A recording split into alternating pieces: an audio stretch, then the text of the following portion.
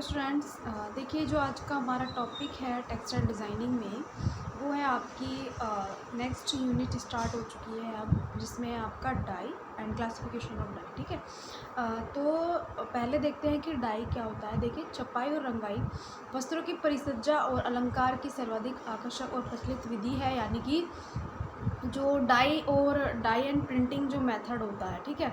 जो dying and printing जो method होता है वो एक बहुत वस्त्रों को सुंदर और अट्रैक्टिव बनाने की और प्रचलित एक विधि है, जो रंगों के प्रति मानव का सहज अनुराग है और रंग से वस्तु की सुंदरता बढ़ती है। यानी कि रंग एक ऐसी चीज़ है कि कोई भी, अगर मान लीजिए अगर कोई प्लेन भी कोई ऐसी वस्तु है जिसको रंगों के थ्रू उसको अच्छा बनाया जाता है, उसको सजाया जा सकता है, उसको सुंदर और डेकोरेट बनाया जा सकता है, जिससे जो वो एक उस वस्तु में या उस फैब्रिक में सिंपलनेस दिखा देती है, वो रंगों के थ्रू उसको ज़्यादा सुंदर और अट्रैक्टिव बनाया जा सकता है।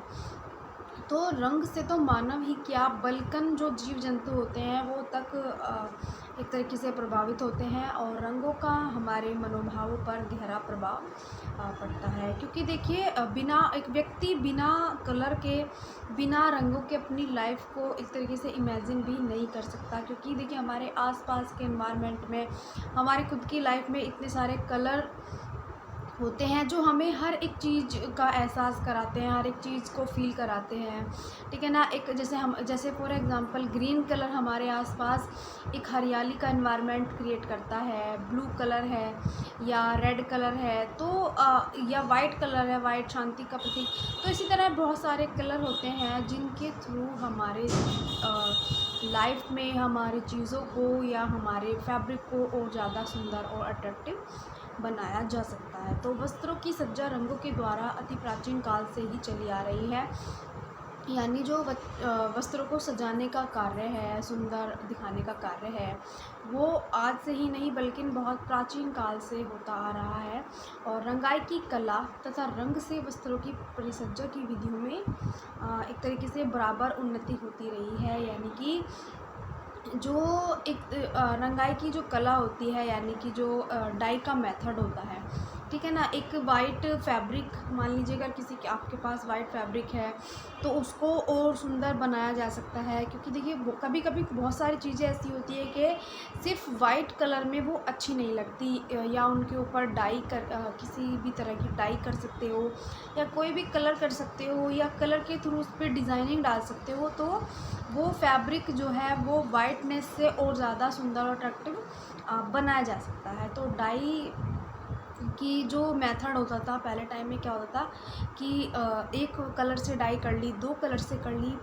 लेकिन अब जिस तरीके से धीरे धीरे व्यक्ति ने विकास की तरफ बढ़ोतरी की है, उसी तरह डाई के मेथड में भी बहुत चेंज आए हैं। डाई भी अलग अलग तरीके से की जाती है, या डाई के जो मेथड होते हैं, पहले एक या दो या तीन कलर से डाई कर सकते थे, लेकिन अब क्या होता है कि आप एक ही फैब्रिक में बहुत सारे कलर का इफ़ेक्ट डाल सकते हो, है ना। तो ये क्या है कि डाई के थ्रू वस्त्रों को ज़्यादा और सुंदर अट्रैक्टिव बनाया जाता है।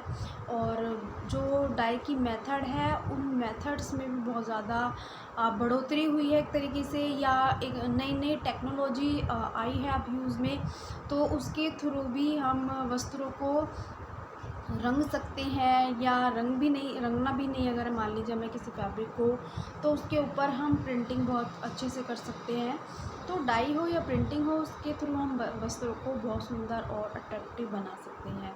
तो जो डाई होता है वो प्राचीन समय में क्या होता था, जो रंग होते थे वो हमारे प्रकृति एक तरीके से नेचुरल बेस होते थे, यानी कि जो उनके सोर्सेज होते थे वो नेचुरल होते थे।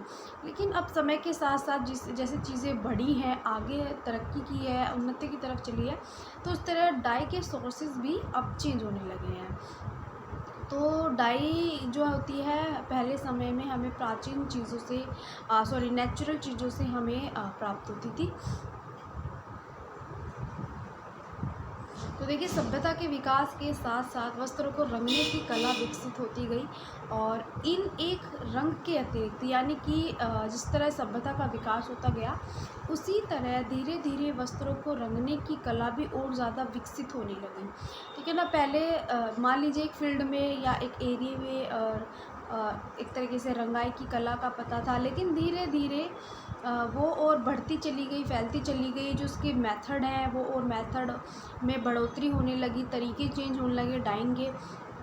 तो सभ्यता के विकास के साथ साथ वस्त्रों को रंगने की कला भी और ज़्यादा डेवलप या विकसित होती गई।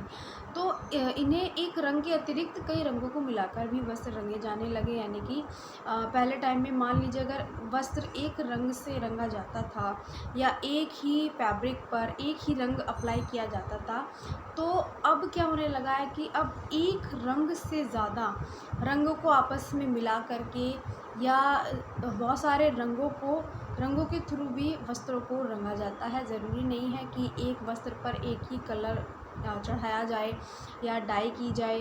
अब एक ही फैब्रिक पर बहुत सारे कलर को डाई किया जा सकता है, रंगा जा सकता है, या जितने ज़्यादा डिज़ाइन क्रिएट करोगे उसी के अकॉर्डिंग कलर भी व्यक्ति ले सकता है।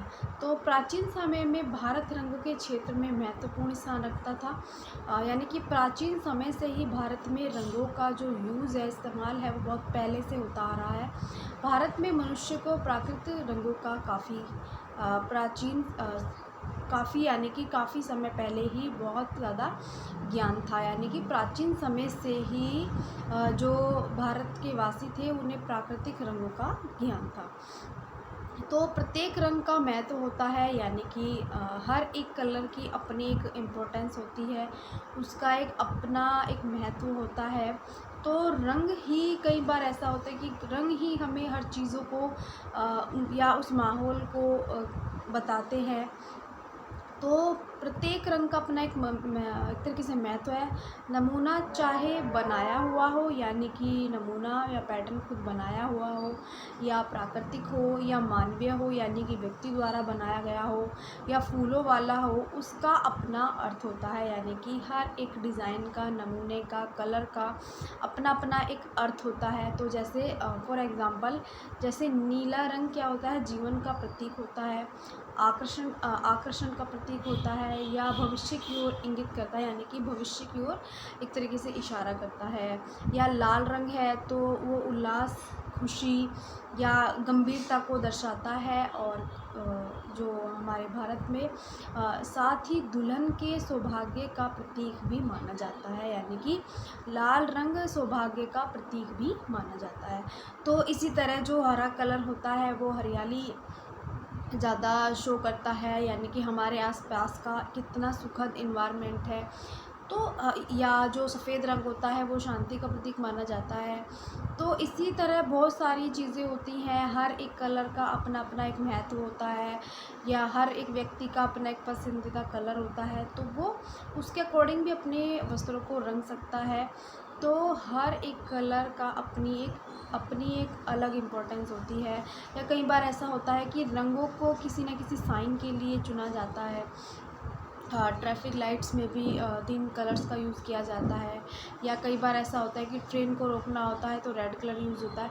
तो इसी तरह या कहीं पर कोई क्रॉस है, या कहीं पर कोई चीज़ सही नहीं है तो रेड कलर यूज़ होता है। तो इसी तरह बहुत सारी चीज़ें होती हैं कि रंगों को किसी न किसी उद्देश्य की पूर्ति के लिए भी उस जगह यूज़ किया जाता है, उस जगह अप्लाई किया जाता है। तो इसी तरह रंगों का एक अपना अलग महत्व होता है। तो अब आता है हमारा सोर्सेज ऑफ डाई। तो मैं आपको पहले भी बता चुकी हूँ कि जो हमारे प्राचीन काल में जो सोर्सेज थे डाई के, वो हमारे नेचुरल सोर्सेज थे। लेकिन अब समय के साथ साथ धीरे धीरे जैसे सभ्यता का विकास होता गया, तो इसी तरह धीरे धीरे जो डाई है, डाई के सोर्सेज भी चेंज होने लगे हैं। तो रंगों की प्राप्ति प्राय पेड़ पौधों से होती है, फूल पत्तों से होती थी। नील, मेहंदी, हार श्रृंगार के फूल, एप्लास के फूल रंग बनाने के लिए प्रयोग किए जाते थे। यानी कि पहले समय में पेड़ पौधों से हमें रंग प्राप्त होते थे। पत्तियाँ होती हैं ग्रीन कलर की, उनसे हमें ग्रीन कलर मिलता है। या मेहंदी होती है, जो मेहंदी का पेड़ होता है, उससे हमें उन पत्तों को पीस करके हमें ग्रीन कलर मिलता है। नील हमें पेड़ पौधों की जड़ों से प्राप्त होता है, या जो हार श्रृंगार के फूल होते हैं, पलास के फूल होते हैं, उनसे हमें एक अलग रंग मिलता है। तो नेचुरल सोर्सेज हमारे बहुत सारे होते हैं कि जिनके थ्रू हम कलर को प्राप्त कर सकते हैं। तो इनसे वस्त्रों की रंगाई भी की जाने लगी, यानी कि धीरे धीरे व्यक्ति को जिस तरह ज्ञान होता चला गया, उसने धीरे धीरे रंगों की सोर्सेज भी उसने पता लगाए।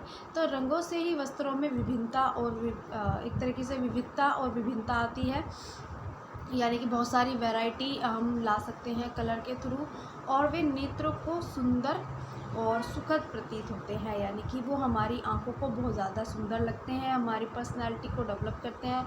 अगर हम किसी बहुत अच्छे गारमेंट को पहनते हैं या किसी ऐसे कलर का सिलेक्शन करते हैं जो व्यक्ति के ऊपर बहुत ज़्यादा खिल के निखर के आता है या उसकी सुंदरता को और ज़्यादा निखारता है, तो कहीं ना कहीं वो खुद व्यक्ति को सुंदर लगते हैं, उसकी आंखों को सुंदर लगते हैं, और उसको एक प्रसन्नता, उसको यानी कि खुशी होती है। तो जो रंग होते हैं, रंगों का अलग अलग कार्य होता है। तो सोर्सेज ऑफ डाई में जो हमारे पहले टाइम के सोर्सेज थे वो हमारे नेचुरल बेस थे। तो स्टूडेंट्स, इसके आगे का जो टॉपिक होगा या जो डिटेलिंग होगी कलर्स की, डाई की, या क्लासिफिकेशन होगा, वो मैं आपको नेक्स्ट वीडियो में या नेक्स्ट वीडियो के साथ बताऊँगी।